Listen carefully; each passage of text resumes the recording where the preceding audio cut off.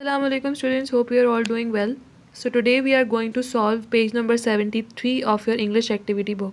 In the previous video we solved page number 72 जिसमें हमने past perfect tense और past simple past tense के बारे में पढ़ा था. अब हम इसमें दो और तरह के tenses के एक और तरह का tense जो है वो पढ़ेंगे. तो let's read what it says. This is dialogue box में लिखा है we use the past perfect tense to show an action that was going on in the past when a second action took place. We use had been and the continuous tense of the given verb to form the past perfect continuous tense. तो ये क्या कह रहे हैं कि हम past perfect continuous tense ये show करने के लिए यूज़ करते हैं कि एक्शन जो था पास्ट में हो रहा था या हो चुका हो रहा था, इस तरह से कि मतलब उस वक्त हो रहा था और वो गुजर चुका है, अभी नहीं हो रहा, मगर जब हो रहा था तब वो कंटिन्यूस था. ठीक है. तो when a second action took place यानी एक काम हो रहा था, जैसे एक क्लास चल रही थी और इतनी देर में लाइट चली गई. ठीक है. तो लाइट अभी गई है मगर पहले से क्लास हो रही थी. तो the class was being taken. ठीक है. तो हम ये कब यूज़ करते हैं जब हम पास्ट में ये बताना चाह रहे होते हैं कि कोई एक्शन था जो उस वक्त कंटिन्यूस था. और इसमें हमें क्या बताया है हेल्पिंग वर्ब के लिए कि वी यूज़ हैड बिन, यानी हम उस पास्ट परफेक्ट कंटिन्यूस के लिए हैड बिन का यूज़ करते हैं और कंटिन्यूस टेंस का यूज़ करते हैं, यानी वर्ब के साथ आईएनजी यूज़ करते हैं to form the past perfect continuous tense. अब उन्होंने बताया कि हम यूज़ कब करते हैं. We use the past perfect continuous tense for the action that was going on in the past, यानी जो पहले हो रहा था या पहले चल रहा था वो एक्शन मतलब परफॉर्म हो रहा था. And the simple past tense for the second action, यानी जो एक्शन बाद में हुआ है उसके लिए हम सिंपल टेंस यूज़ करते हैं. जैसे कि हम पहले पेज नंबर 72 पे जो एक्शन हो चुका था उसके लिए पास्ट परफेक्ट टेंस यूज़ करते थे और जो बाद में हुआ है जो गुजरा है उसको सिंपल पास्ट टेंस में यूज़ करते थे. इसी तरह यहाँ पे जो एक्शन पहले से हो रहा था यानी कंटिन्यूस फॉर्म में पास्ट में हो रहा था उसके लिए हम past perfect continuous tense use करेंगे और जो बाद में गुजरा है उसके लिए सिंपल पास्ट टेंस यूज़ करेंगे. ना यहाँ पे एक एग्जाम्पल दी हुई है. Maria had been reading when the mischief makers stacked the chairs in the shape of a pyramid around her. कि मारिया उस वक्त रीडिंग कर रही थी, यानी वो उस वक्त जो एक्शन हो रहा था वो गुजर जो चुका है, वो कंटिन्यूस में था. व्हेन द मिसचीफ मेकर्स, जब शरारती बच्चों ने stack the chairs in the shape of a pyramid, chairs stack कर दी ट्राइंगल बना के यानी पिरामिड के शेप में. ठीक है. तो यानी जो चेयर्स स्टैक की हैं वो अभी अभी एक्शन गुजरा है और जो वो रीडिंग कर रही थी वो पहले से कर रही थी. ठीक है.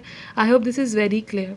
सो now the exercise is here जिसमें कहा है कि fill in the blanks using the past perfect continuous tense, यानी हम पास्ट परफेक्ट कंटिन्यूस टेंस को यूज़ करना है and the simple past tense of the verbs in the bracket, यानी जो ब्रैकेट में वर्ब्स दिए हैं उनको हमें पास्ट परफेक्ट टेंस और पास्ट सिंपल पास्ट टेंस में यूज़ करना है.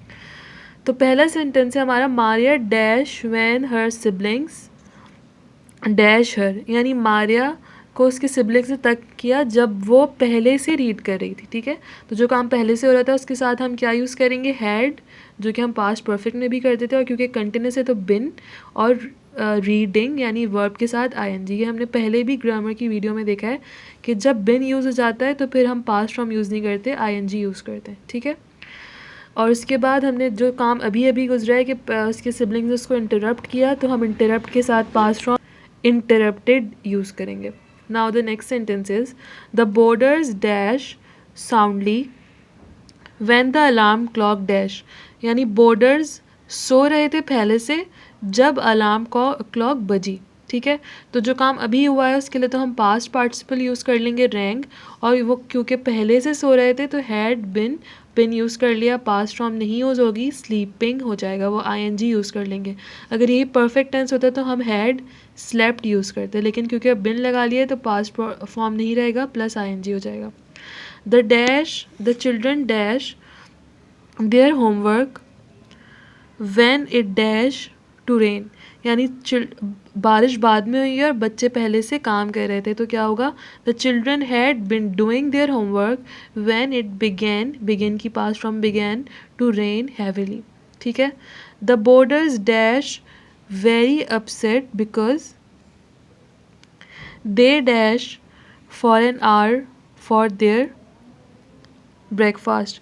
के बोर्डर्स जो थे बहुत ज़्यादा अपसेट थे क्योंकि वो वेट कर रहे थे पहले से, तो पहले से वेट कर रहे थे तो हैड बिन वेटिंग, और बाद में दे फेल्ट अपसेट, तो बी की जो पास्ट फॉर्म होती है वो होती है वर, क्योंकि ये हेल्पिंग वर्ब है, तो बी जो है प्रेजेंट का हेल्पिंग वर्ब है और वर उसकी पास्ट फॉर्म है।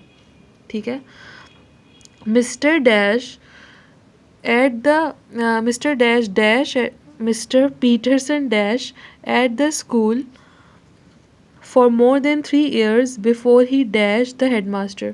तो मिस्टर पीटरसन पहले से पढ़ा रहे थे, उससे मतलब इन्होंने बताया कि before he became the headmaster, यानी हेडमास्टर बनने से पहले से वो पढ़ा रहे थे और बाद में हेडमास्टर बने। तो पहले से जो काम हो रहा था उसके लिए हम हैड बिन टीचिंग यूज़ करेंगे, और बाद में जो हुआ है उसके बिकम, यानी यहाँ पे हेल्पिंग, यहाँ पे वर्ब बिकम दिया तो उसकी पास्ट फॉर्म बिकेम यूज़ करेंगे। ठीक है। I hope this is very clear कि पास्ट परफेक्ट टेंस क्या होता है, क्यों यूज़ होता है, किस तरह उसकी फॉर्मेशन की जाती है और किस तरह उसको सेंटेंस में यूज़ किया जाता है। आई होप कि आप इसको देखेंगे, समझेंगे, and then you are going to solve it yourself, and when like you are going to check the answers you will see the video again. I hope this is very clear. If you have any questions regarding the page number 73 you can ask below the video.